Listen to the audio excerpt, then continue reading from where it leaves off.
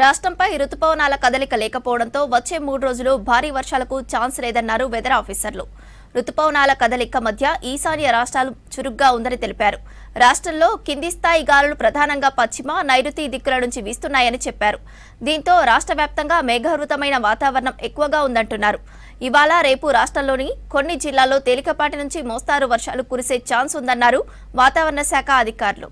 Monsoons ఈ ఋతుపవన గాలులు మనకి దక్షిణ భారతదేశం అంతా కవర్ చేసిన తర్వాత ఉత్తర భారతదేశంలోకి ప్రవేశించడానికి అంత అనుకూల పరిస్థితులు లేనందువల్ల గత 10 రోజులు ఇంచుమించు 2 వారాలు బట్టి అదే పొజిషన్లో స్ట్రక్ అయి ఉన్నాయి. 2-3 రోజుల నుంచి వచ్చిన మార్పు వల్ల మనం గమనిస్తున్నాము క్లౌడీనెస్ కొంచెం పెరిగింది. దానికి తోడు ఈదురుగాలుల వేగం చాలా పెరిగింది. సో రాష్ట్రంలోని అన్ని జిల్లాల్లోనూ కూడా 40 నుంచి 50 కిలోమీటర్ల వేగంతో ఈదురుగాలులు అయితే వేస్తాయని అన్ని జిల్లాలకి వార్నింగ్ ఇవ్వడం అయితే జరిగింది. దీంతో పాటు ఈ ఈదురుగాలులు దేనికి సంకేతం అంటే మాన్సూన్ గాలుల్లో వేగం పుంజుకున్నట్టుగా లెక్క.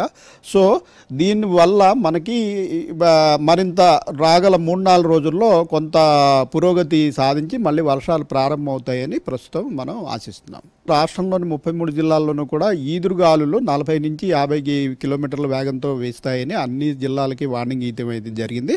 అయితే వర్షాలు మటుకు ప్రస్తుతం మనకి దగ్గరలో సినాప్టిక్ సిచ్యుయేషన్ అంటే ఈ ద్రోణి కానీ ఉపరితల ఆవర్తనం కానీ ఏమి లేవు కాబట్టి లోకల్గా ఉన్న పరిస్థితుల ప్రభావంతో అక్కడ తేమ లభ్యత, వేడిమి వీటి వల్ల సాయంత్రం సమయంలో చిన్న చిన్న క్యూములోనింబస్ మేఘాలు ఏర్పడి అక్కడక్కడ జల్లులు పడే అవకాశం అయితే ఉంది. అందుకని ప్రత్యేకంగా ఏ జిల్లాకి కూడా వార్నింగ్స్ అయితే